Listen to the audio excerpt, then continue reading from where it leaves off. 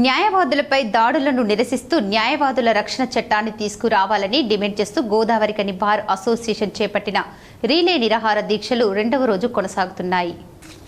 ఈ సందర్భంగా bar association అధ్యక్ష కార్యదర్శులు మాట్లాడుతూ న్యాయం కోసం తమ వద్దకు వచ్చిన వారికి న్యాయం జరగాలని కోర్టులో వాదించడం జరుగుతుందని, అంతే తప్ప తమకు ఎవరిపై ఎలాంటి ద్వేషాలు ఉండవని, అలాంటి తమపై ఎదుటివారి కక్ష పెంచుకొని దాడులు చేస్తూ హత్యలు కూడా చేయడం జరుగుతుందని తెలిపారు. ప్రభుత్వం తమకు ఎలాంటి రక్షణ కల్పించడం లేదన్నారు. ప్రతినిత్య న్యాయం కోసం పోరాడే న్యాయవాదులకు ప్రభుత్వం న్యాయవాదుల రక్షణ చట్టం తీసుకురావాలని డిమాండ్ చేశారు. రక్షణ చట్టాన్ని వెంటనే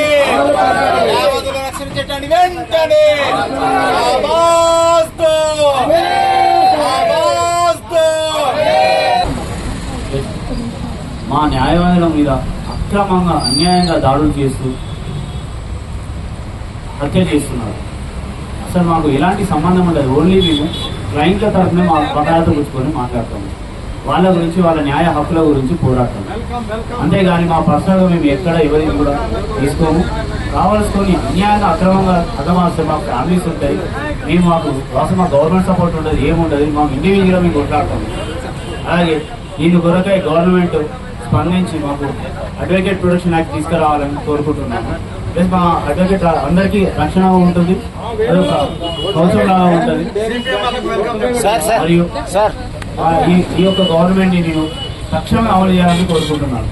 దారుణంగా కిరాతకంగా హత్య చేయడం జరిగింది. దానికి మేము 3 రోజుల నుంచి బైకాట్ చేసుకుంటూ కోర్టు మీద బహిష్కరిస్తూ 2 రోజుల నుంచి రిలే నిరాశ చేస్తున్నాం.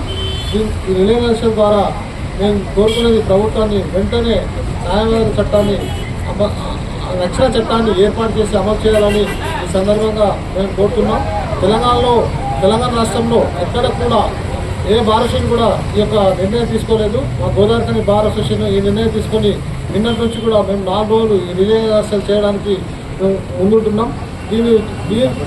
దీనికి అన్ని బార్లు కూడా సపోర్ట్ చేసి అన్ని బార్లలో కూడా ఇలాంటి నిరాదీక్షలు చేసి ప్రభుత్వాన్ని మనం ప్రశ్నించే సమయం వచ్చింది. కాబట్టి మనం ఖచ్చితంగా ప్రశ్నించి నిన్న ఐటీ మంత్రులు శ్రీధర్బాబు గారు మరియు ముఖ్యమంత్రి రేవంత్ రెడ్డి గారు కూడా నిన్న అసెంబ్లీలో దీన్ని పరిశీలిస్తామని చెప్పారు. దాన్ని వెంటనే పరిశీలించి ఇమీడియట్గా ఆ చట్టాన్ని ఏర్పాటు చేసి మా న్యాయవాదులకు రక్షణ కల్పించాలని ఈ సందర్భంగా మేము ఈ వేదిక నుండి కోరుకుంటున్నాం.